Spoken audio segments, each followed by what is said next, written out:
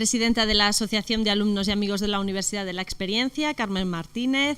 Saludo también al resto de la Junta Directiva, a nuestro conferenciante de hoy, a Francisco Fuster Ruiz, y a todos ustedes, señoras, señores, muy buenas tardes. Bienvenidos, como siempre, en esta ocasión a la 23ª de las conferencias organizadas por Aluex dentro de su ciclo de conferencias Atrévete a sentir.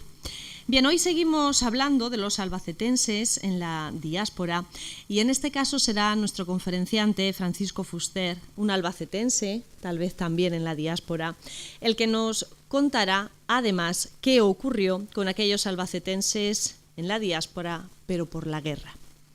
Nos lo contará el que es considerado como uno de los mejores archiveros de Albacete y mucho más allá, un gran investigador, un doctor en Historia Moderna y Contemporánea, un poeta, un creador de la revista Albacit y uno de los fundadores del Instituto de Estudios Albacetenses. Francisco Fuster Ruiz nos contará cómo dedicó además gran parte de su tiempo a esta vocación que nació gracias a su trabajo como archivero, el de la investigación. Bien, les voy a dar algún detalle más de su vida para que, seguro que muchos le conocen, pero para el resto, para que tengan algún detalle más. Francisco Fuster Ruiz nació en 1940 en Socobos, con 8 años. 41. Ah, pues en el 41. Perdón por este año, es importante, vamos a ver. Es importante, si es el 41 es el 41.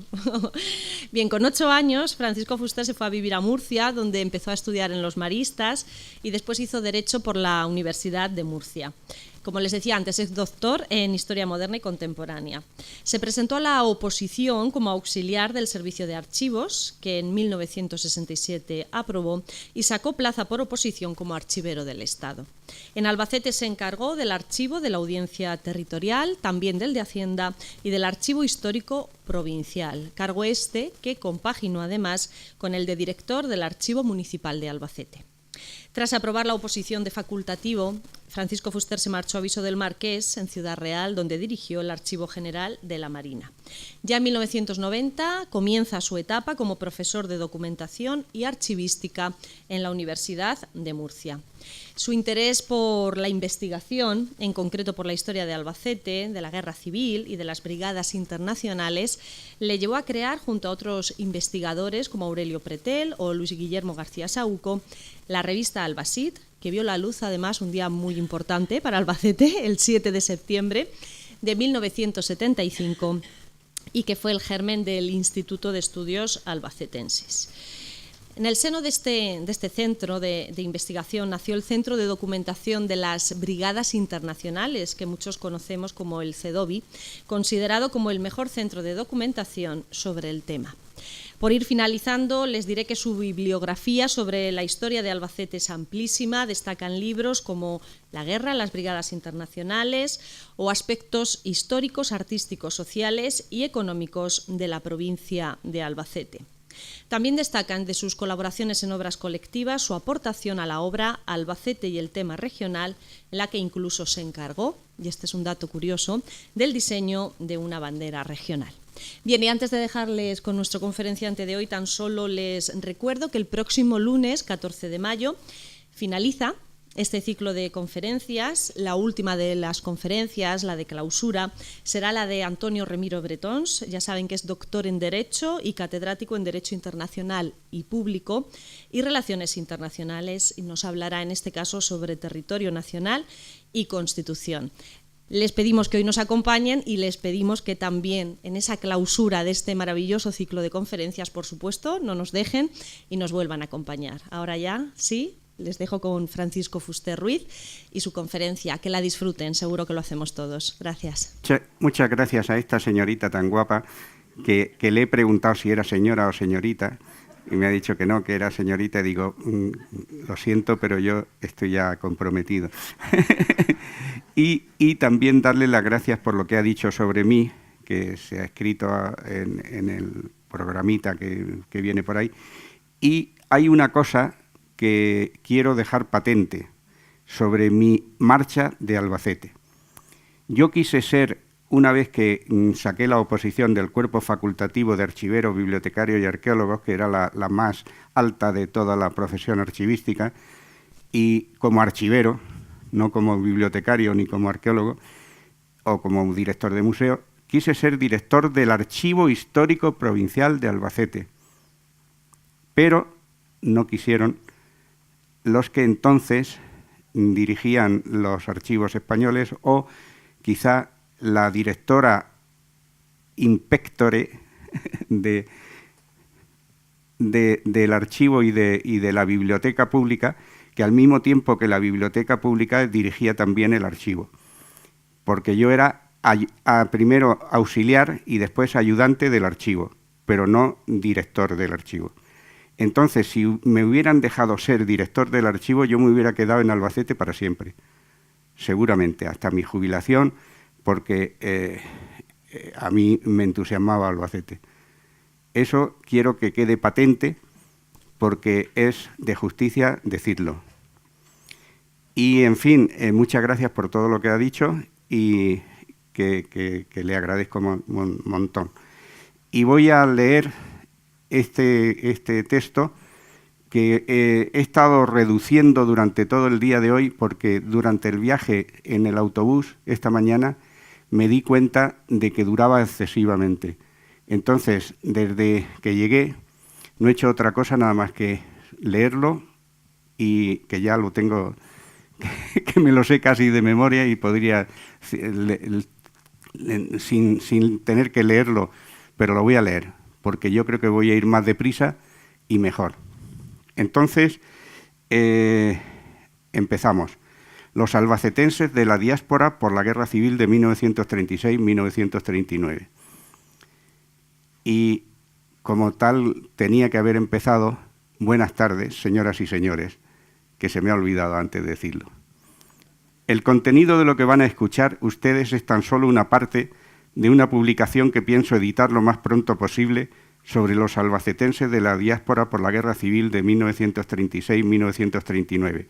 Esta tarde tan solo voy a leerles lo que sé de 4 o 5 de estos personajes intelectuales, los que considero muy significativos, no los más significativos, pero sí aquellos más entrañables para mí y que quería yo que no se me olvidara el citarlos. Después tendremos un poco tiempo para algunas de las preguntas que deseen hacerme y les invito a que posteriormente, si lo desean, puedan leer el libro completo, si es que se logra editar. En el mismo voy a referirme principalmente a los auténticos albacetenses, los que nacieron en Albacete y su provincia, aunque también citaré a unos pocos albacetenses de vocación que, aunque no nacieran en la provincia, estuvieron relacionados directamente con ella. Algunos tuvieron que marchar a lejanas tierras, pero también voy a referirme a otros albaceteños represaliados por el franquismo y que fueron condenados al exilio interior y a otras partes de España fuera de su provincia natal. En 1999 participé en el Congreso Internacional sobre la Cultura del Exilio Republicano Español de 1939, 60 años después, Madrid, Alcalá de Henares, Toledo, 1999, con una comunicación sobre los intelectuales albacetenses del exilio.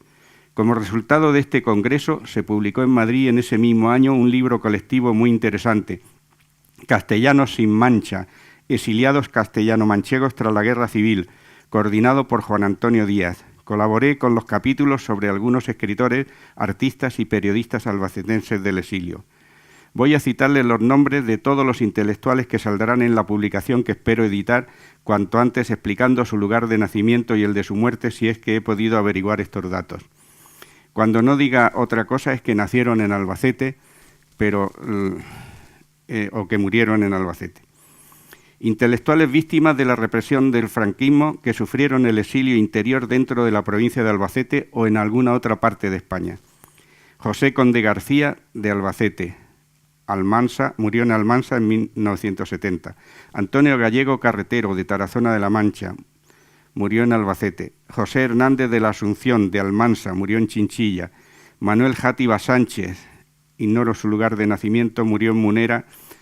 Alberto Mateos Arcángel, de Albacete, murió en Albacete. Ginés Picazo Carbonera, de Tarazona de la Mancha, murió en Albacete. Marciano Picazo Soriano, Tarazona de la Mancha, murió en Albacete. Artemio Precioso García, de Hellín, murió en la pedanía de Iso, también de Hellín. Eduardo Quijada Alcázar, de Albacete. murió en Murcia. José María Vaquero Muñoz, que ignoro su lugar de nacimiento, murió en Albacete. Intelectuales que decidieron marchar al exilio exterior, fuera de España. Herminio Almendros Ibáñez, de Almansa, murió en Cuba. Crescencio Barrios García, de Albacete, murió en fecha que ignoro y el lugar.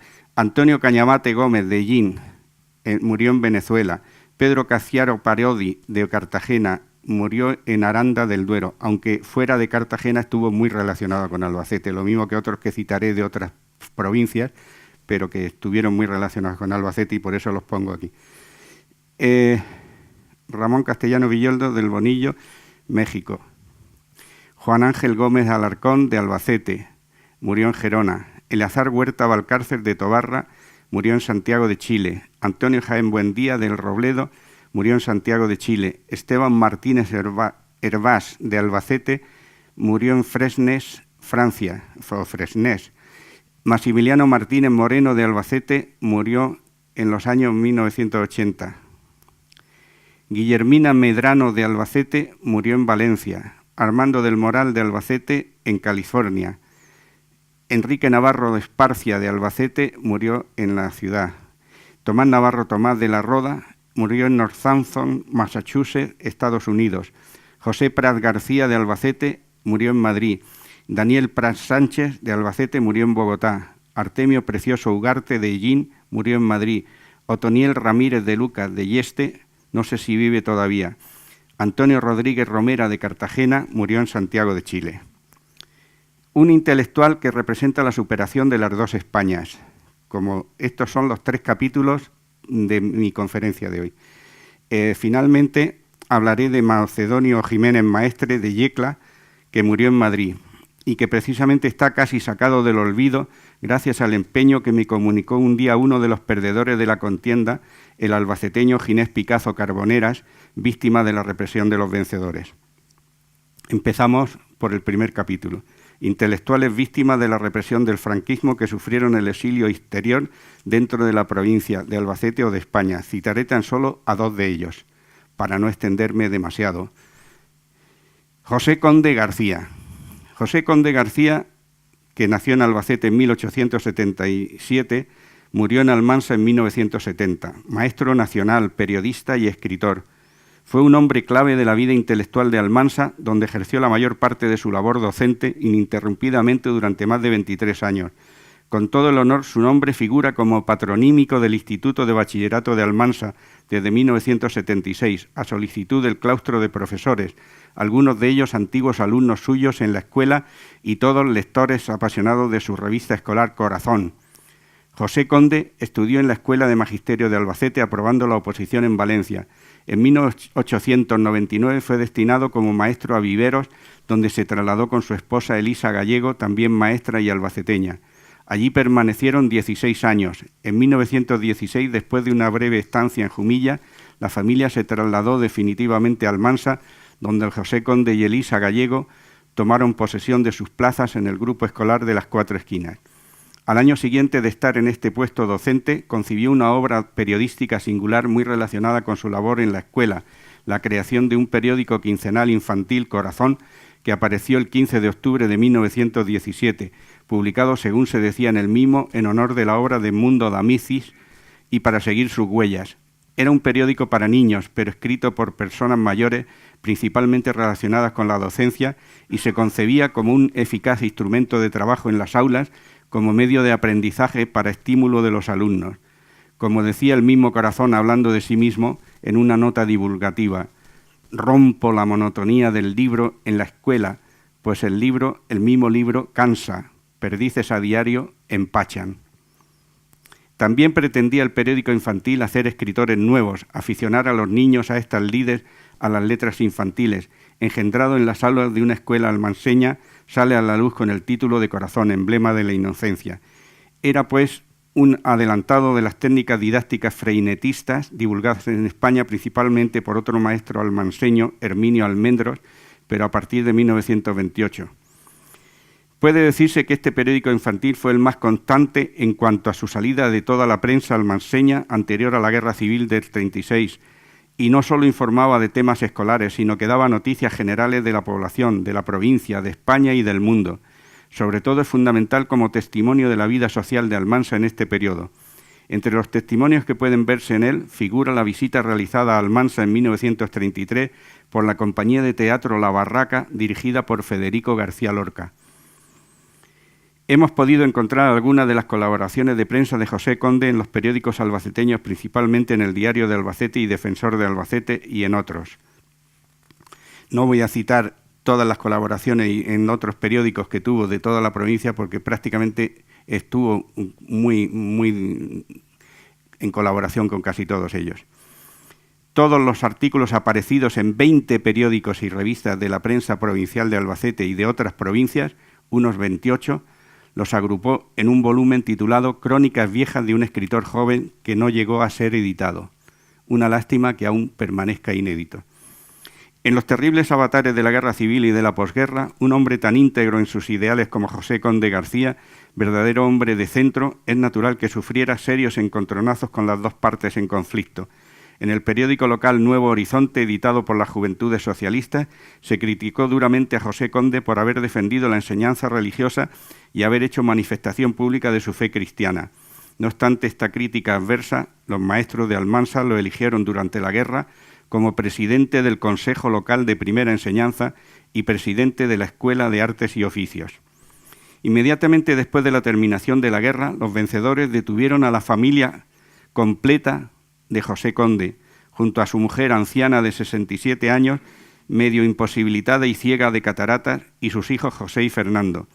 Al gran maestro se le acusaba de haber estado afiliado a la Federación de Trabajadores de la Enseñanza, una afiliación que no solo era legal en un Estado de Derecho, como era la República, sino que en los años de la guerra se impuso como obligatoria, y entre otras acusaciones manifiestamente erróneas, arbitrarias e injustas, que como maestro propalaba, comillas, exaltaba entre sus discípulos la causa marxista, excitando a sí mismo a cometer toda clase de desmanes.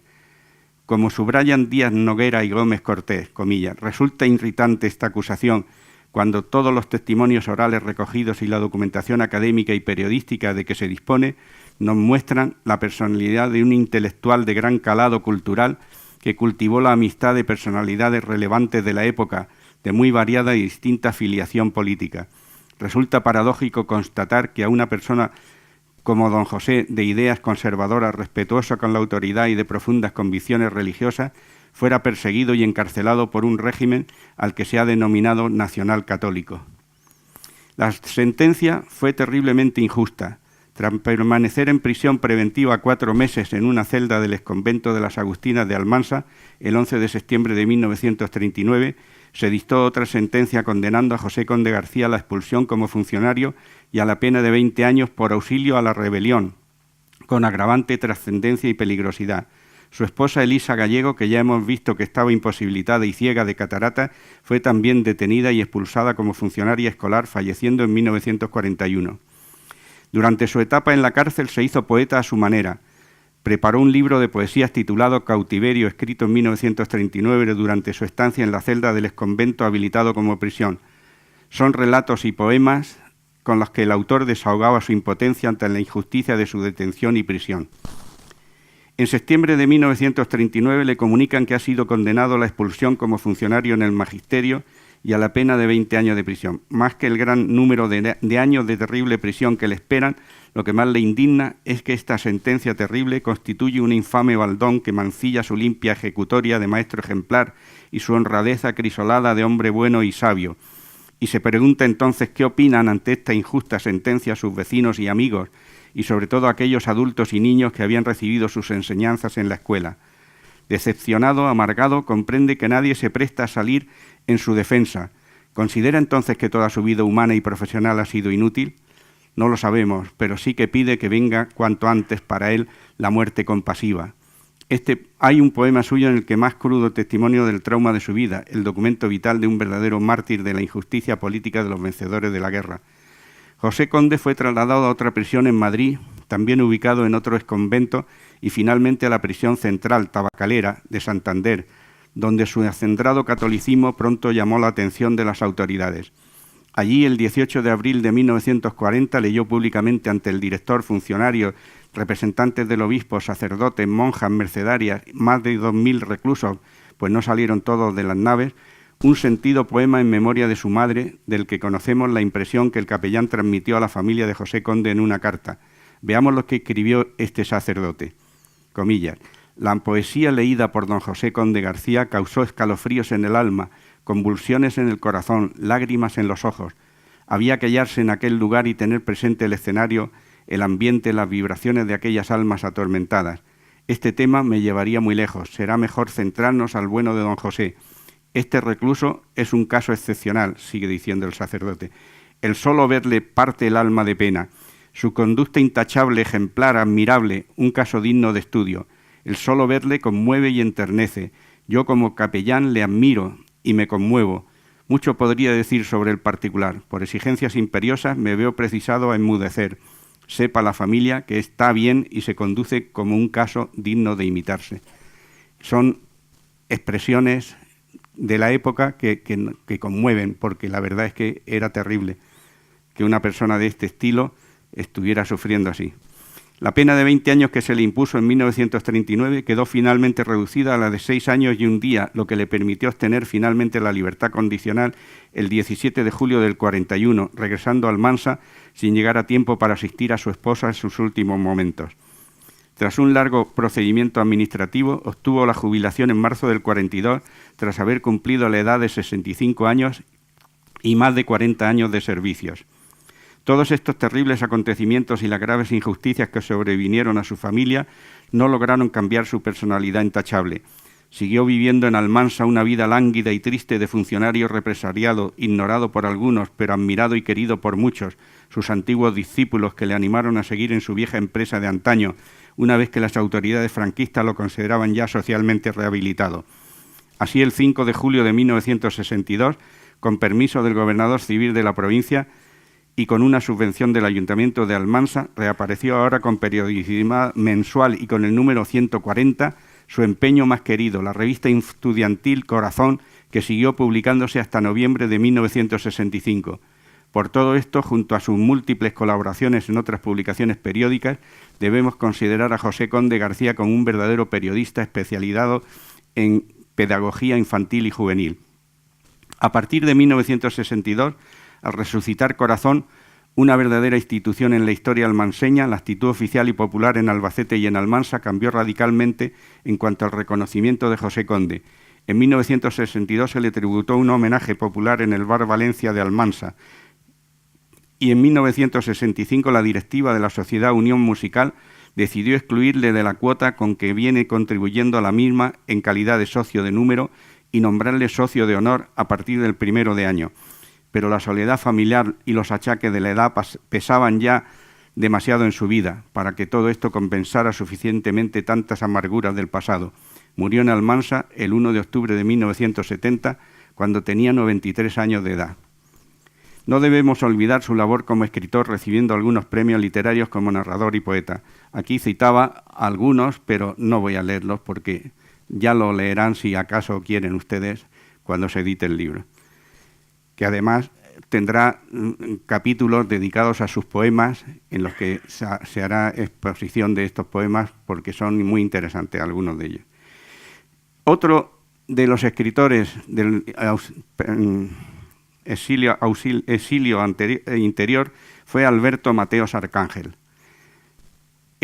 Albacete, 1900, y murió en 1987 también en Albacete. Fue archivero municipal de Albacete, escritor, periodista y dibujante humorístico. Cuando alguien se decida a escribir seriamente sobre el Albacete del siglo XX, no tendrá más remedio que acudir a su obra inimitable. Sin haber recibido nunca la distinción, que por otra parte no necesitó nunca, de ser nombrado cronista oficial de su ciudad, sin embargo, desde mucho tiempo fue el mejor testigo y observador de su evolución ciudadana, y sus crónicas periodísticas, cuando podía ejercer activamente el periodismo, y después sus artículos de temas históricos y retrospectivos, y sobre todo sus graciosísimos monos y caricaturas, son el elemento imprescindible para el estudio de nuestra ciudad desde los años 20 hasta finales de los años 80. Voy a extenderme un poco con esta biografía por el cariño que profeso a esta persona tan entrañable. Hijo del gran historiador y archivero Rafael Mateos y Sotos, la educación recibida de su padre le inclinó bien pronto a la vocación familiar, y así, tras aprobar el bachillerato en el Instituto de Albacete en 1916, estudió la carrera de Filosofía y Letras, sección de Historia, titulándose en la misma como archivero bibliotecario. Desempeñó la plaza de ayudante numerario en la sección de Letras del Instituto y consiguió por oposición el cargo de archivero municipal del Ayuntamiento de Albacete. Pero su verdadera vocación desde siempre fue la literatura y el periodismo. En este sentido, colaboró desde la niñez en la mayor parte de la prensa de Albacete de los años 14 hasta la Guerra Civil. Sus trabajos llegarían a tener una repercusión nacional, sobre todo desde que, haciendo el servicio militar en Valencia, empezó una colaboración diaria que duró 3 años consecutivos en La Voz Valenciana, encargándose de las caricaturas de la actualidad cotidiana. Su fama llegaría a otras provincias. Vida Manchega de Ciudad Real publicó desde 1917, cuando Mateos tenía 16 años, muchos trabajos suyos, así como noticias de sus actividades artísticas. Después dio el salto a Madrid, donde los mejores periódicos de humor nacionales, Gutiérrez y Buen Humor, solicitaron sus trabajos, que se publicaron con asiduidad durante todos los años 20. También por esta época colaboró con sus caricaturas en otros periódicos de carácter liberal, como La Correspondencia de Valencia y los famosísimos El Liberal y Heraldo de Madrid, donde alternaban los trabajos humorísticos con el gran caricaturista Olivares Gil. No cabe duda, pues,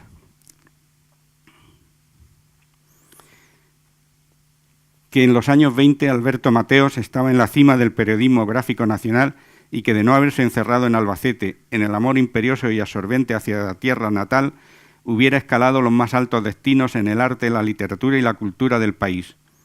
Firmaba sus dibujos con su apellido, Mateos, y muchas veces con los seudónimos Alicaído y Tanito, otras veces sin firma, como multitud de cabeceras y de gráficos para secciones fijas de periódicos locales.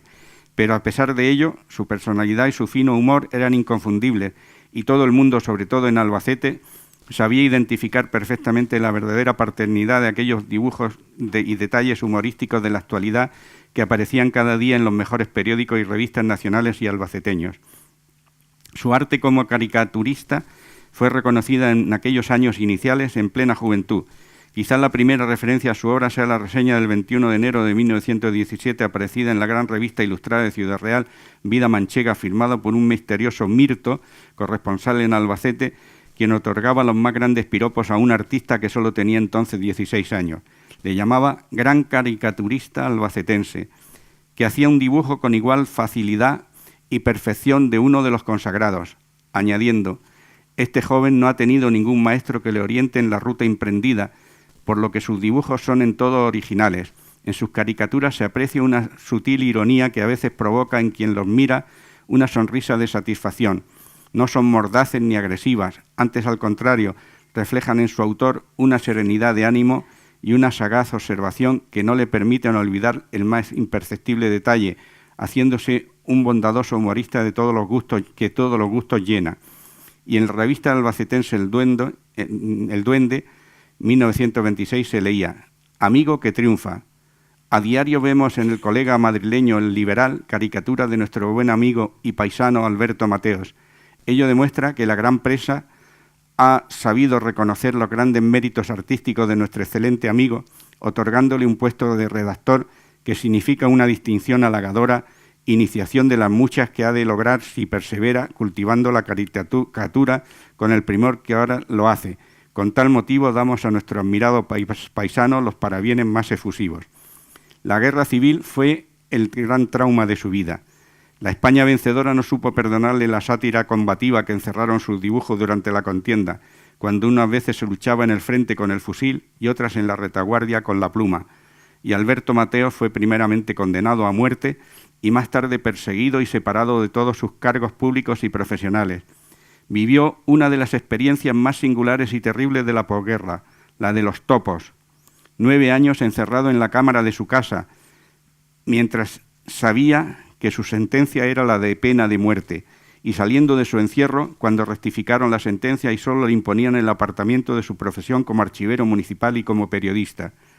Tuvo entonces que ganarse la vida con otra profesión, la de agente comercial, muy alejada de sus más auténticas inclinaciones.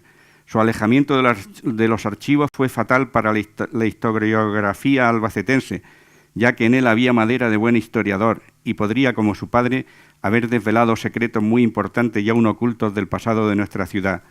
Los tribunales franquistas de la inmediata posguerra supieron hallar la pena más cruel y dolorosa para un historiador, al conmutar su primitiva sentencia de muerte, el alejamiento forzoso de los fondos documentales, prohibiéndole expresamente que nunca se acercara a los archivos, su lugar de trabajo y de vocación anterior.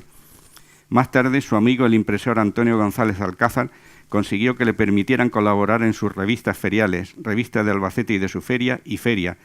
Estas revistas sirvieron maravillosamente para dos objetivos importantes: para que Alberto Mateos nos pudiera seguir transmitiendo su mensaje interior y para que el autor no se consumiera, no se frustrara, no se adocenara, no enloqueciera con el trabajo ajeno a su auténtica vocación que le habían obligado a seguir, el de visitador médico, al que tuvo que asirse para ganar el pan de su familia. Sus colaboraciones en la revista de la Feria lo tenían durante todo el año sujeto a una inquietud espiritual beneficiosa para Albacete, y en la colección completa de esta revista está la parte más importante de la obra literaria y artística de Alberto Mateos. Allí divulgó temas retrospectivos albaceteños donde el estilo literario se aúna con el rigor histórico, a pesar de no haber podido realizar ningún tipo de consultas personalmente en los fondos documentales de los archivos albacetenses, y una sección gráfica, Quijos, donde comentaba humorísticamente, aunque con intencionalidad satírica mesurada a causa de la censura, el devenir de las cosas de Albacete. Ante el éxito de esta obra literaria y gráfica, quisieron abrirle otras puertas periodísticas que siempre rechazó. Para él, casi todos los medios periodísticos que entonces se publicaban en Albacete eran totalmente opuestos a su pensamiento y a sus ideales democráticos. Lo conocí y lo traté más que como un amigo, como un padre intelectual, cuando los tímidos inicios de la apertura democrática llegaban demasiado tarde a un corazón con cicatrices muy profundas. Alberto Mateos llevaba tan profundamente clavada en su interior la historia de su ciudad que no necesitaba en absoluto documentarse para poder escribirla. Él mismo era un archivo viviente y en su memoria privilegiada se encontraban miles y miles de datos fidedignos para la reconstrucción de nuestro pasado más entrañable. A pesar de estar basados casi exclusivamente en la memoria y en notas anteriores a 1939, no hay en ninguna parte de sus artículos de tema histórico ningún dato dudoso de autenticidad, ninguna noticia carente de sentido histórico y científico. Esa es la gran lección historiográfica que nos legaron a nivel local personas como Alberto Mateos y a nivel nacional Tomás Navarro Tomás, Américo Castro, Claudio Sánchez Albornoz y tantos otros a los que el alejamiento forzoso de las fuentes documentales de sus estudios no impidió en absoluto el poder seguir realizando una obra científica imperecedera. Desde un campo diferente al de la historia, pero muy ligado a sus actividades periodísticas de los años anteriores a la guerra, lo más importante que realizó en sus últimos años fue la sección Quijos, donde comentaba humorísticamente las cosas de Albacete, siendo con sus dibujos, donde aún se encontraba latente todo el talento que le llevó a colaborar en Gutiérrez, el verdadero notario de su tiempo, el auténtico cronista, aunque no fuera oficial, de la evolución histórica, económica, social, cultural, folclórica y sentimental de la ciudad en estos años. Esta es la gran obra que en el futuro habrá que tener siempre presente a la hora de intentar cualquier estudio serio sobre el Albacete contemporáneo. Ni que decir tiene que aquella negativa a colaborar en los periódicos diarios de Albacete se vio orillada desde el momento en que empezó a publicarse en Albacete una prensa auténticamente democrática, y Alberto Mateos en los últimos años de su vida publicó algunos artículos suyos y otros de su padre que permanecían aún inéditos en La Verdad. Pero ya eran muchos los años y muchos los mazazos sentimentales que últimamente le había dado la vida para continuar con el empuje periodístico de los años mozos. Conocí a Alberto Mateos en 1967, recién incorporado a mi trabajo al Archivo Histórico Provincial, cuando aún desconocía todo sobre la capital de la provincia que me vio nacer. Fue en casa de una amiga común ya también desaparecida, Carmen Castellanos, en una tarde y una velada inolvidables. Hablamos de miles y miles de cosas interesantísimas para conocer el pasado de Albacete. De la mano de aquellos dos grandes conocedores del alma de la ciudad, en aquella y otras muchas tardes, me fui enterando poco a poco de algunos retazos valiosísimos de un pasado ciudadano entrañable que era imposible conocer a través de los legajos de los archivos. Perdonen, voy a tomar un poquito de agua.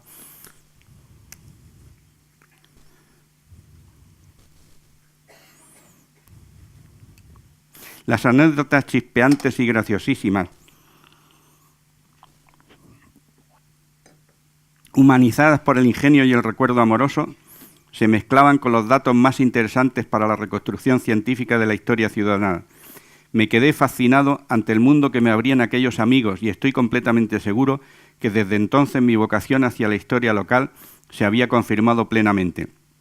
En Alberto Mateos siempre tuvo desde entonces no solo un amigo entrañable, sino un auténtico colega profesional como archivero, como historiador, como escritor, al que acudir en busca de consejo y sobre todo en busca de datos anecdóticos del Albacete imposibles de encontrar en otro lado que no fuera el pozo sin fondo, pero totalmente transparente y cristalino de su memoria. Fue siempre una relación constante, entrañable y fructífera a lo largo de casi 20 años. Si yo recibí de él muchísimo, a mi vez logré convencerle para que colaboráramos en algunas empresas conjuntas que era preciso realizar y que cristalizaron afortunadamente. Entre 1974 y 1977, todos los esfuerzos se cifraron en conseguir que la Diputación Provincial publicara las obras olvidadas de su padre, el también archivero e historiador Rafael Mateos y Sotos. La empresa logró convertirse en realidad gracias al apoyo del presidente de entonces, Antonio Gómez Picazo. Presentamos aquellas obras en un acto entrañable en el Salón de Sesiones del Palacio Provincial, y la oratoria brillante y humana de Juan José García Corbonel y mi acuciante petición pública, ya plenamente iracunda por el cansancio de predicar en desierto de que se crease de una vez el prometido Instituto de Estudios Albacetenses, quedaron totalmente oscurecidas ante las lágrimas que brotaban de los ojos cansados de Alberto Mateos al evocar la figura de su padre. Después, don Alberto, como todos lo llamábamos, sufrió el gran mazazo de su vida, peor aún que todos los sufrimientos y persecuciones de la posguerra, la muerte de su esposa. El pobre hombre estaba plenamente desesperado y la depresión sentimental amenazaba con llevarlo a él también rápidamente detrás de la mujer amada. Era preciso lograr que saliera de aquel estado, que buscara en otras empresas vitales el hálito necesario que lo sujetara a este mundo. Primero logramos convencerlo para que volviera de nuevo a investigar en los archivos, él que no necesitaba en absoluto apoyarse en fuentes documentales que cimentasen sus recuerdos albaceteños, y todos los días bajaba cansadamente las pocas escaleras que conducían al sótano de la antigua Casa de la Cultura en la calle Isaac Peral, donde estaban las catacumbas de la documentación albacetense. Esta tarde he logrado visitar otra vez el archivo, que ahora es exclusivamente de la Diputación. Y más tarde subía en los cómodos y rápidos ascensores hasta las alturas de la planta sexta del edificio de la Avenida de la Estación, a donde habíamos logrado elevar provisionalmente las oficinas del Archivo Histórico Provincial. Las visitas de Mateos eran lo mejor de las aburridas veladas de trabajo cotidiano, y más de una vez, lo confieso, la mañana o la tarde se convertían en una verdadera tertulia historiográfica donde participábamos todos, investigadores y funcionarios, porque nuestro archivo nunca fue un lugar de trabajo aburrido en el que todo el mundo tenía que estar en silencio. Era un centro muy raro en su género que quizás abunde muy poco, donde se respiraba humanidad y alegría y donde junto a algún chiste y alguna anécdota se trabajaba muy seriamente, consiguiendo entre todos empresas científicas de verdadera categoría que han permitido que el pasado de nuestra provincia sea mejor conocido y que la bibliografía local haya aumentado de modo extraordinario. Porque no hay que olvidar que la mejor empresa cultural de nuestra provincia se coció y germinó en el núcleo de investigadores del archivo, entre los cuales se encontraban también Alberto Mateos, que fue naturalmente uno de los primeros miembros del Instituto de Estudios Albacetenses.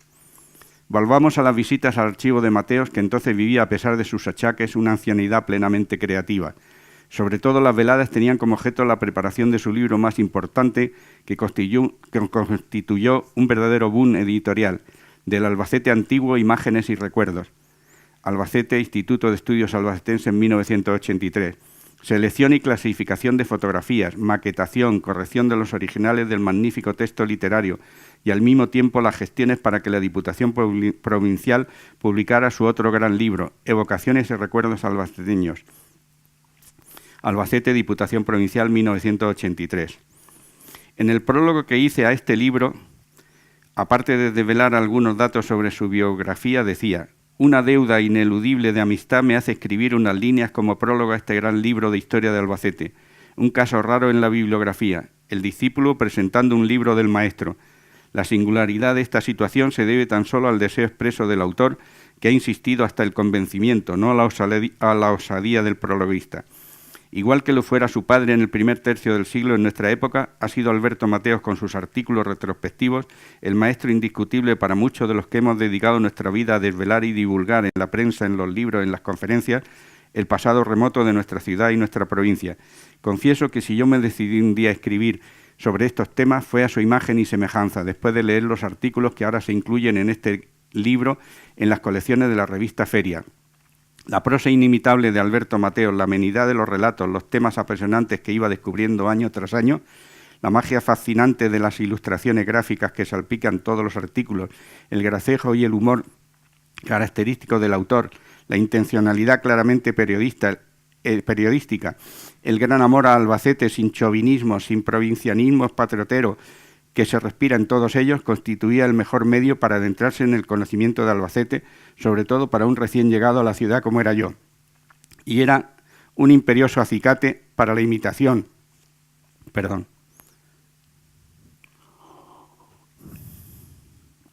Para la continuación de la gran obra divulgadora del maestro de la historia de nuestra ciudad. La lectura de estos temas retrospectivos fue uno de los elementos más decisivos para mi definitiva vocación hacia la historia. De ahí mi emoción, mis escrúpulos, mis dudas, mi satisfacción, en definitiva, a la hora de escribir este prólogo, que es también un prólogo interesado y particular, un prólogo a los impulsos que me hicieron tomar la decisión más importante de mi vida. El triunfo de Alberto Mateos le llegaba tan solo a unas horas al final de su vida, en plena ancianidad, después de las amarguras que le hicieron tragar en sus años de madurez, con la gran injusticia de querer apartarlo para siempre de su archivo municipal y por consiguiente de la investigación de la historia de su amada Albacete. Debajo del balcón del ayuntamiento, en septiembre de 1986, otro investigador del archivo, Domingo Henares, y yo contemplábamos emocionados el acto del pregón de la feria que Alberto Mateos tuvo que escribir apresuradamente con tan solo unas horas de encargo y leer entrecortadamente ante un servicio de megafonía que no funcionaba y una emoción inenarrable que le embargaba y que le impedía pronunciar las palabras. Era el gran momento de Alberto Mateos, la gran noche de su triunfo final, y mucho mejor que su nombramiento tardío de hijo predilecto de Albacete, que al final ni siquiera pudo recoger. En Alberto Mateos, al que quise como un padre, siempre tuve no solo a un amigo entrañable, sino a un auténtico colega profesional como archivero, como historiador, como escritor, al que acudir en busca de consejo y sobre todo en busca de datos anecdóticos de Albacete imposibles de encontrar en otro lado que no fuera el pozo sin fondo, pero totalmente transparente y cristalino de su memoria. Fue siempre una relación constante, entrañable y fructífera. Si yo recibí de él muchísimo, a mi vez logré convencerle y le ayudé para que realizara sus últimas publicaciones bibliográficas. Quizá al mismo tiempo que yo le quería como un padre, él también me consideraba como un hijo. Juan José García Carbonell me relató emocionado y lloroso lo que según él fueron las últimas palabras de Mateos en su lecho de muerte. ¿Y Fuster? ¿Dónde está Fuster? Pero yo entonces estaba muy lejos de Albacete. Trabajaba en Viso del Marqués en Ciudad Real y pasaba casi todos los fines de semana en Murcia acompañando a mi madre, ya muy enferma también. Así una noche de domingo me enteré de su muerte y estas circunstancias las conté a los lectores de La Verdad a los pocos días del suceso. Nada más llegar a casa, los periódicos arrojados por debajo de la puerta me dan la triste noticia. Las circunstancias singulares de mi vida en estos últimos meses, mi obligado exilio laboral lejos de Albacete y mi constante deambular de una provincia a otra, mi condición actual forzada de devorakilómetros con el trabajo a 2 horas y media del hogar familiar, me ha hecho no estar presente en unos momentos en los que tendría que haber estado en la ciudad para despedir a un gran amigo y para acompañar a sus hijas y nietos en esos momentos amargos de su vida. En esa breve noche albaceteña apenas tengo tiempo para comunicarles mi pena por teléfono, a unas horas en que son imposibles las visitas, dormir un poco y a las 6 de la mañana, rompiendo apenas con el limpiaparabrisas la fiera oscuridad y la lluvia, partir de nuevo para mi trabajo en el Archivo General de la Marina en la provincia de Ciudad Real, junto a Despeñaperros, desde donde en esta tarde del lunes, también lluviosa y melancólica, escribo estas líneas en recuerdo de don Alberto, y que sin que pueda evitarlo me empujan también a la añoranza de estos últimos años pasados en Albacete. Esa añoranza revivida después de muchos años al releer mi sentida necrología de Mateos publicada en La Verdad y más tarde en la revista Albasí, es la que ahora me hace reaccionar, revisando de nuevo todas mis fichas sobre este y sobre todos los demás personajes de la cultura de la provincia, que no han muerto, que no morirán nunca, siempre que alguien como yo sepa resucitar algunos datos de su existencia.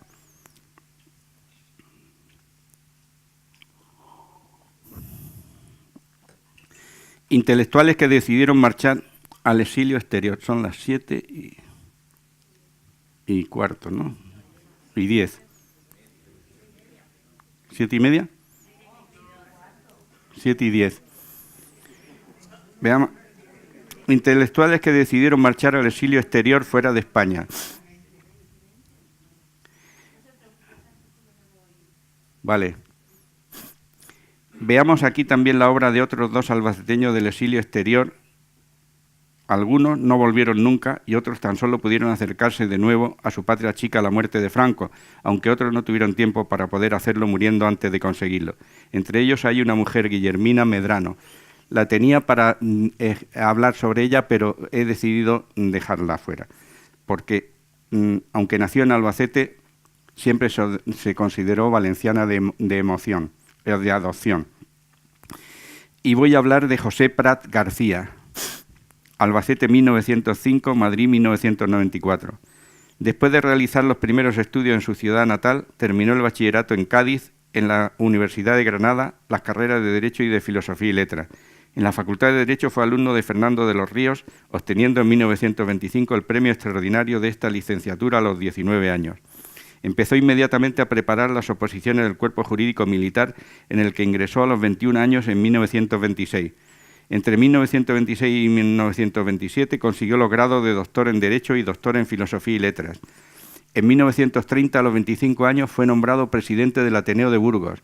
José Prat siempre demostró a lo largo de toda su vida una predilección por las actividades ateneístas, tan afines con todo aquello que le interesaba, lo que se relacionaba con el saber humano, especialmente en el campo de lo social, lo político y lo humanista. En el Ateneo de Burgos, en 1928, dio un profundo y comprometido curso de política social. En 1931 consiguió ganar brillantemente la oposición del letrado del Consejo de Estado, no pudiendo tomar posesión de su plaza hasta 1932 por falta de vacante. En la espera de este destino fue nombrado miembro de la Comisión Revisora de la Obra Legislativa de la dictadura de Primo de Rivera en el Ministerio de la Guerra. Así, los nuevos destinos profesionales, además de los avatares de la política republicana, le hicieron establecerse en la capital de España, donde siguió participando en las actividades ateneístas como secretario segundo del Ateneo de Madrid, precisamente en el periodo histórico de esta institución en que tenía como presidente a Miguel de Unamuno. En virtud de esta colaboración ateneísta y de la profunda amistad que surgió entre ambos, fue como consiguió que don Miguel accediera en 1932 a pronunciar el discurso de mantenedor de los Juegos Florales de Albacete. En 1935, José Prat fue elegido vicepresidente de la sección de Ciencias Morales y Políticas del Ateneo de Madrid. Unos años antes de esto, en 1933, fue nombrado también vicesecretario general de la Unión Iberoamericana de Madrid, de la que llegó en 1938 a ser secretario general. En 1933, a los 28 años, edad tempranísima e impensable para otros grandes juristas, fue nombrado miembro de un número de la Academia de Jurisprudencia de Madrid. Era también abogado de los colegios de Madrid, Palencia, Guipúzcoa, Toledo, Albacete y otros. Fue uno de los varios editores de Ágora, revista de ensayos, una publicación albaceteña de gran altura intelectual literaria, de periodicidad variable, seguramente trimestral, que sacó varios números entre el 34 y el 36. El alma y el posible director de esta revista era José S. Serna. Tras su ingreso en el Partido Socialista en 1931 y en la OGT en 1932, se vinculó en la creación y organización de la Federación de Trabajadores de la Tierra, que fue la más numerosa de la Unión General de Trabajadores. José Prat fue nombrado asesor jurídico de esta federación y de la de empleados municipales, convirtiéndose rápidamente en una figura muy importante a nivel nacional del Partido Socialista y de la UGT. Ya metido de lleno en la política activa, entre el 33 y el 36 fue nombrado diputado socialista por Albacete. Fue miembro de las comisiones de actas del Congreso, de la de Estatutos Regionales y de la de Justicia. Sobresalen entre sus intervenciones más famosas las referentes a las huelgas campesinas de 1934 y los sucesos de Yeste de mayo de 1936. En 1934 fue asesor jurídico de la Federación de Empleados Municipales, vocal y vicesecretario de la Unión Iberoamericana de Madrid, vocal del Instituto de Reforma Agraria, vicepresidente de la sección de Ciencias Morales y Políticas del Ateneo de Madrid, académico de la Nacional de Jurisprudencia y Legislación, secretario del Jurado Mixto de Artes Blancas de Madrid, vocal de la Agrupación Nacional de Abogados Socialistas, presidente de la Federación Provincial Socialista de Albacete. Como abogado, junto con Matías Gotor, defendió a los procesados de Tarazona de la Mancha que actuaron en la Revolución Proletaria de octubre del 34. En el 36 fue nombrado presidente de la Federación Socialista de Albacete y fue elegido de nuevo diputado por Albacete, convirtiéndose en vicepresidente de la minoría socialista en el Congreso. Al estallar la Guerra Civil ocupó cargos importantes en el Gobierno de la República. Fue asesor del Ministerio de la Guerra, director general del Contencioso del Estado en el Ministerio de Hacienda, a propuesta de Negrín, subsecretario interino del Ministerio de Hacienda en el Gobierno de Largo Caballero, subsecretario de la Presidencia del Consejo de Ministros en el Gobierno de Negrín, vicepresidente de la Diputación Permanente de las Cortes y de la Minoría Socialista, secretario y presidente de la Junta Central de Socorros, magistrado del Tribunal Supremo y presidente de la Junta de Radiodifusión. Pronunció en las Cortes varios discursos parlamentarios que están publicados en el Diario de Sesión de las Cortes Españolas. Tras la guerra pasó primero a Francia con su padre, Daniel Prat, y su hermano Ignacio, y tras unos meses en París, ayudando a los refugiados españoles, pasó a vivir a un forzoso exilio en Colombia, ejerciendo en su lugar de residencia Barranquilla, Bogotá y en toda Hispanoamérica una amplia labor docente e intelectual, enseñando entre 1940 y 1976 principalmente historia de la literatura española en varias universidades americanas. Ejerció también el periodismo, sobre todo la crítica teatral y el periodismo activo desde el 41 hasta el 76, sobre todo en Radio Nacional de Bogotá. Las críticas relativas al teatro lírico fueron recogidas en una bibliografía publicada por la Universidad Nacional de Bogotá en 1975. Esta actividad la desarrolló también posteriormente a su regreso a España como corresponsal del periódico americano. Fue estudioso del humanismo español del Renacimiento y de todo el siglo de oro, con trabajos sobre Cervantes, Lope de Vega, Garcilaso de la Vega, Quevedo, Boscán, Garcilaso, Carlos V, así como otros temas intelectuales más recientes: Jovellanos, Napoleón, Cánovas del Castillo, el Marqués de Molín, Julián Besteiro, Fernando de los Ríos, Azaña, la generación del 98, Indalecio Prieto, Jacinto Benavente, Francisco Giner. Pronunció también numerosos cursos y conferencias, algunos de ellos publicados en Colombia y en Puerto Rico y en universidades, colegios, ateneos y centros culturales diversos. Por esta actividad intelectual y literaria fue nombrado en 1971 académico correspondiente de la Colombiana de la Lengua y fundador y presidente de la Casa de España en Bogotá en 1945. Políticamente fue delegado en Colombia del gobierno en el exilio de la República Española, presidido en París por Diego Martínez Barrio, y era presidente de la Sociedad Española de Beneficencia de Bogotá.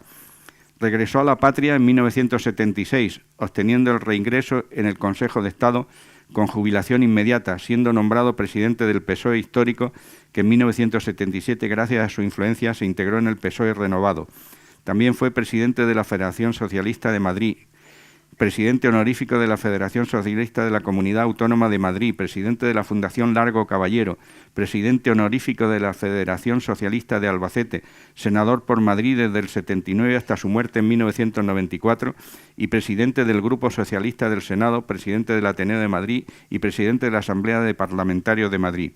En 1982 lo designamos miembro correspondiente del Instituto de Estudios Albacetenses. El 16 de septiembre del 81 pronunció en el Senado un discurso en defensa de una proposición no de ley por la que solicitó del Gobierno que se declarase el 23 de abril aniversario de la muerte de Miguel de Cervantes, fiesta del idioma y Día de la Hermandad de las Lenguas de España. Tras las intervenciones de los otros senadores, la proposición fue aprobada por asentamiento unánime de la Cámara en medio de grandes aplausos. En 1983 fue coordinador de grupos andinos de Amnistía Internacional en España. Fue también socio de honor de la Federación de Casas Regionales y Provinciales de España y miembro del jurado del Premio Príncipe de Asturias para Cooperación Iberoamericana. Hombre de trayectoria intachable, gran intelectual, pasó a convertirse en figura emblemática y representativa del socialismo español, siendo objeto de multitud de homenajes. Recibió, entre otras distinciones, la Gran Cruz de Alfonso X el Sabio, el nombramiento de hijo adoptivo de Madrid, el de hijo predilecto de Albacete y la Medalla de Oro, Honor y Gratitud de la provincia de Albacete. De sus publicaciones anteriores a la Guerra Civil se conserva el prólogo que hizo a la obra del periodista albaceteño Antonio Álvarez Martínez, La disparatada reforma del calendario, del año 1934. Tiene sus últimas publicaciones ya de nuevo en La Patria, España en nuestro siglo, en la que analiza los antecedentes históricos y el desarrollo de la Guerra Civil, por ejemplo. Parte de su ideario intelectual y humano se define certeramente en estas palabras recogidas por uno de sus biógrafos, el periodista Andrés Gómez Flores. ¿Utopía es poesía y poesía es vida? Si se quita todo lo que de utopía hay en la vida, ¿qué queda? Si se quita todo lo que de poesía hay en nosotros, nos convertimos en esos míseros seres torpes e ignorantes que inspiraron la comprensión de Prometeo. Siguiendo en esta línea de pensamiento, declaraba en 1983 a Rosa Villacastín: yo personalmente soy socialista utópico y creo que el único socialismo irrealizable en este mundo es el utópico, porque la poesía es lo único realizable en este mundo y el socialismo utópico es una forma de poesía. Finalmente, unas apostillas personales que considero necesarias para demostrar la humanidad de José Prat. Ya hemos visto hablando de Ginés Picazo Carboneras que en la correspondencia de esta y singular periodista mantuvo con su gran amigo José Prat hay muchas noticias sobre mi vida y mis actividades intelectuales. Conservo el currículum vitae que el político intelectual remitió al periodista desde Colombia antes de su regreso a la patria para que lo utilizara en esta obra. Precisamente Picazo intentó por todos los medios que José Prat y yo nos conociéramos y nos estimáramos, lo que consiguió por completo. Algunas cartas y telegramas que conservo del ilustre político lo testimonian, algunas de ellas para felicitarme por mis premios literarios, y recuerdo un día que tuve que acercarme al Senado en busca de unos documentos biobibliográficos sobre Bonifacio Soto Ochando. Me recibió afectuosamente el presidente de la Cámara y Prat no solo facilitó que me proporcionaran las noticias que buscaba, sino que me acompañó por todo el edificio para que yo conociera detalle a detalle una de las instituciones más importantes de la nación. José Prat murió en Madrid el 17 de mayo de 1994, en pleno trabajo político e intelectual. Ya lo había deseado así en una entrevista que le hicieron en su tierra natal. Le preguntaron cuál era su plan de futuro y respondió: terminar mis memorias y que me sorprenda la muerte trabajando, sencillamente.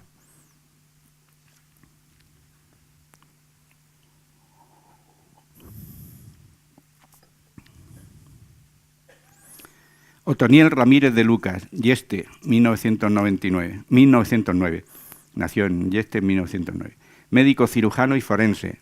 Estudió el bachillerato en Albacete, en la institución creada por Macedonio Jiménez Maestre. A los 22 años acabó medicina, que estudió en las universidades de Madrid y Valencia. Al terminar la carrera le concedieron la beca Federico Rubio para traumatología y se colocó en el hospital de Basauto.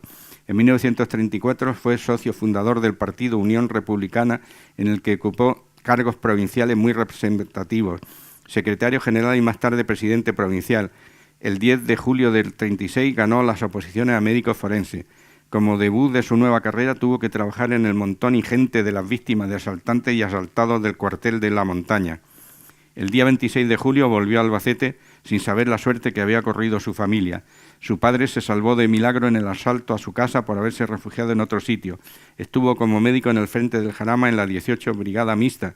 Después fue uno de los grandes directores de hospitales del Ejército Republicano, primero en el frente del Jarama y después en la retaguardia, Albacete y Almería.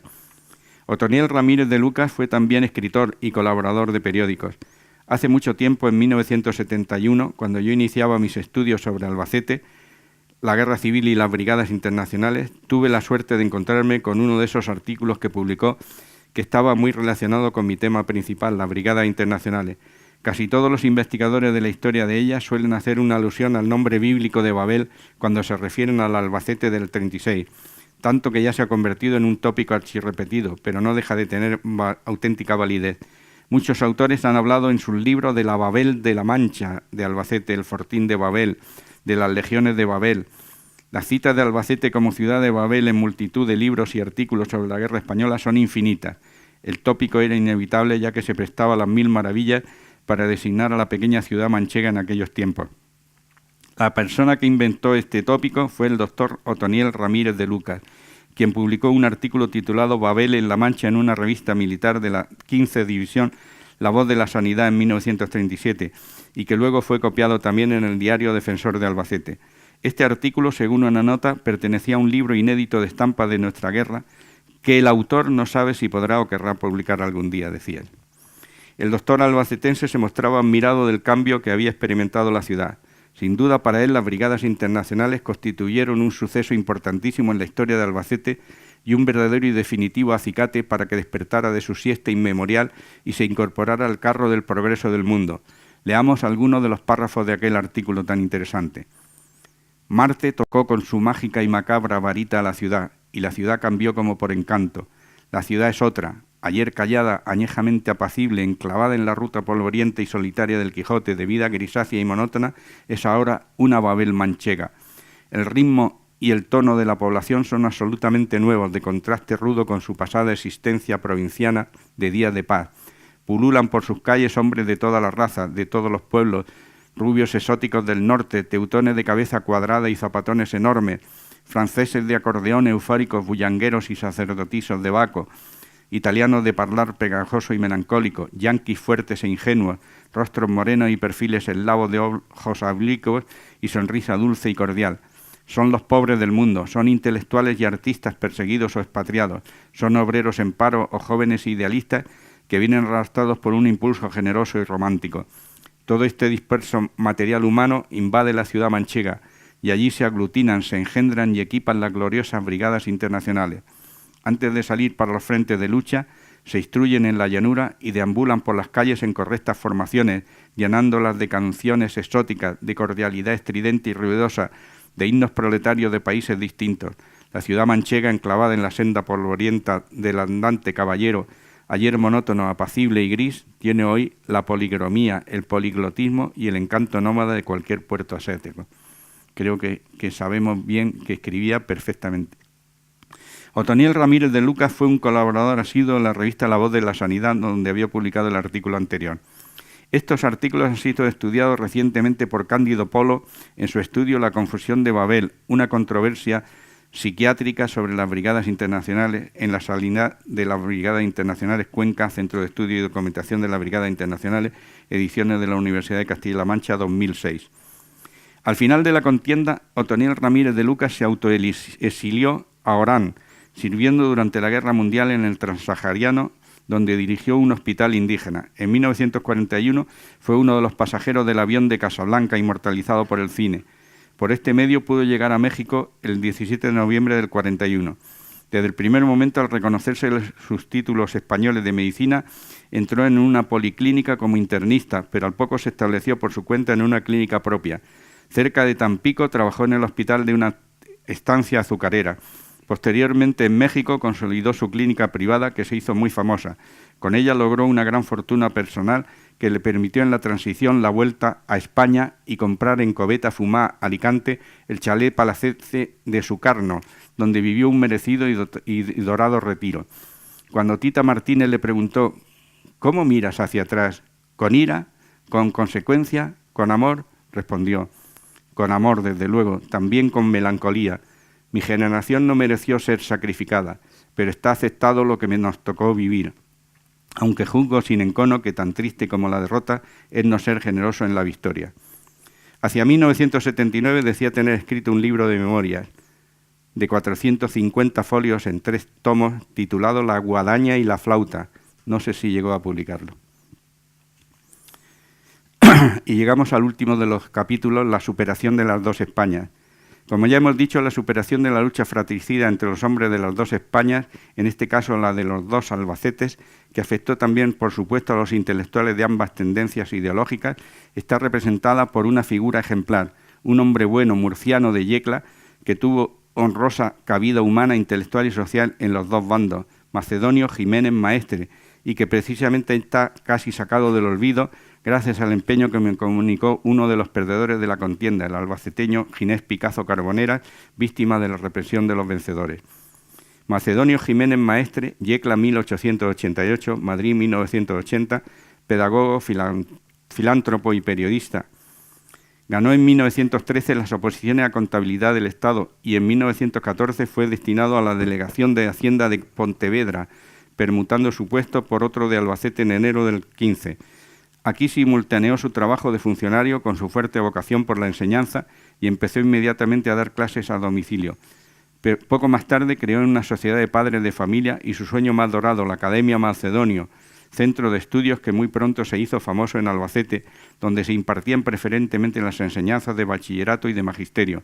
Sus alumnos se contaban por centenares en cada curso, y bien puede decirse que por el centro pasaron la mayoría de cuantos albacetenses, andando el tiempo, vinieron a sobresalir en las más diversas carreras y profesiones. La Academia Macedonio funcionó en Albacete hasta 1941, año en que su titular fue trasladado al Ministerio de Hacienda en Madrid como interventor de Hacienda. Poco tiempo después renació en Madrid, en una calle cercana a la Puerta del Sol, la Academia Macedonio, regentada por una de sus hijos, aunque siempre supervisada por el viejo educador. Por todo ello puede decirse que la enseñanza fue su actividad principal, su verdadera vocación, aunque su vida estaba ocupada también intensamente por otras actividades, todas ellas muy nobles. Una de ellas la de periodista y escritor. Desde muy joven había cultivado el periodismo, aunque de forma muy esporádica. Colaboró en algunas publicaciones locales de tipo religioso o docente. Pero su actividad periodística principal consistió en la dirección del semanario de humor titulado Tetangay, publicado en Albacete hacia 1919-20. Publicó también en Madrid 2 libros de temática religiosa y hondo misticismo, Mirando al cielo y La oración y la devoción a los santos, sin año.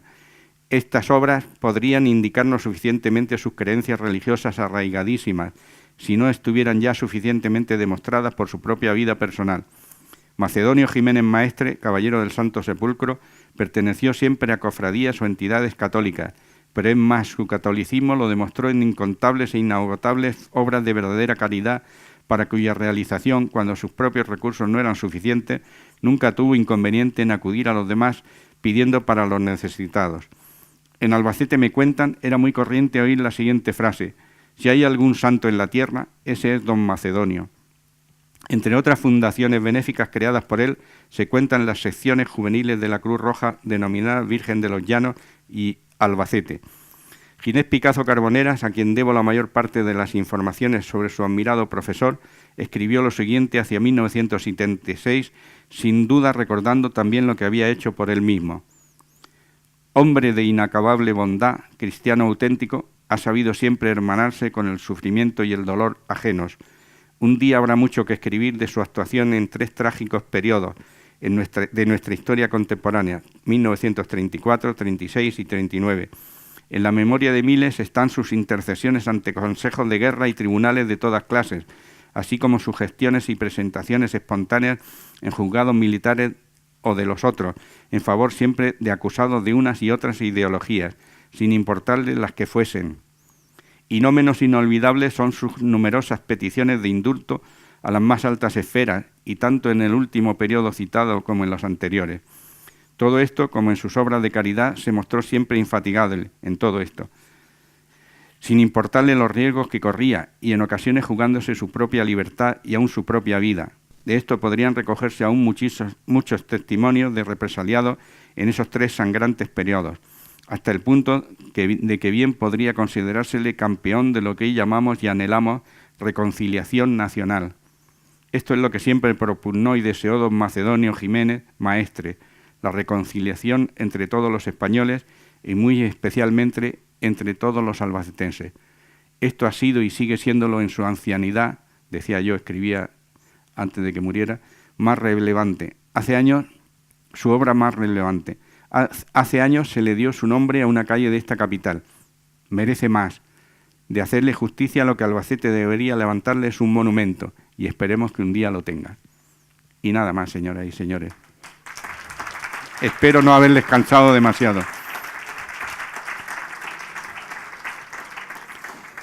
Y ahora, si quieren ustedes, y si no tienen tanta prisa como algunos de estos señores que se levantan, pues me gustaría que me hicieran preguntas. No, quería comentarle, como albaceteño, y habiendo tratado bastante la historia de don Alberto Mateos, él, en eso que ha dicho usted, de que fue topo durante 9 años, es una realidad. Pero hubo otra cosa más curiosa, que para trasladarlo escondido de la calle del Rosario hasta el Altozano, lo metieron en un baúl y al familiar, no sé si era madre o tal, los que lo iban a llevar, dice, oiga, esto pesa mucho, vamos a dividirlo en dos pesos o tal. Y dice, no, ese baúl no se puede abrir, lo tiene usted que llevar así. Y fue como trasladaron a don Alberto Mateos Arcángel al Altozano, desde calle de Rosario al Altozano.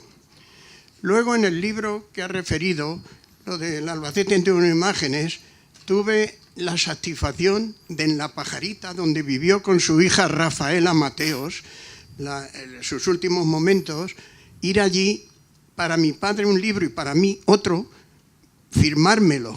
Y ya muy viejecico él, lo firmó allí con una delicadeza y tal, y me impresionó el despacho que tenía, libros así en la mesa que casi no se le veía a él, y un despacho muy, muy sobrio, con una delicadeza que lo hizo y me agradó mucho. Entonces, había un dato que yo, joven y tal, digo, don Mateo, que no ha puesto usted, don Alberto, digo, que no ha puesto usted el 1 de 1983, donde yo le llevé el libro recién salido. Dice, no es necesario. He puesto 983. Digo, yo creía que tenía que poner el 1 delante, cuando salió el libro. Dice que no es necesario. Bueno, y luego de don José Prat, otra de las cosas curiosas de su nacimiento, los albaceteños que hemos vivido, la Plaza Mayor y tal, en donde estaba la churrería, que estuvo luego Calzados Oro, en el chaflán ese, había una churrería. Pues en el balcón que había arriba es donde nació él, Prat, don José Prat. Que, por cierto, hablando de otros albaceteños, don Julio Carrilero Prat y él eran primos, uno por padre y otro por madre. Que los carrileros entonces vivían enfrente de su casa. Él vivía donde la churrería, un balconcillo que se ve precisamente en su libro de don Alberto. Y los carrileros enfrente, donde estaba la papelería de Ruescas. Esa casa tal, ahí eso era de los carrileros. Y ahí vivieron los primos. Pero en fin, era un detalle de albaceteño nada más, por ese dato del baúl que se llevaron a don Alberto Mateos. La mayoría de las cosas Gracias. que usted me ha contado, o nos ha contado a todos, gracias, era conocida por mí, porque lo del baúl lo iba a poner, pero no quise, porque era demasiado ya hablar, y no quería aburrirles a ustedes con tanta palabrería como escribía, y tanta cosa como escribía. Pero es interesantísimo, desde luego, y lo conocía. Y casi todas las demás cosas, casi, no todas, casi todas las demás cosas también las conocía. Bueno, pues muchas gracias. Vamos a pedir a nuestra presidenta para que, en nombre de la asociación,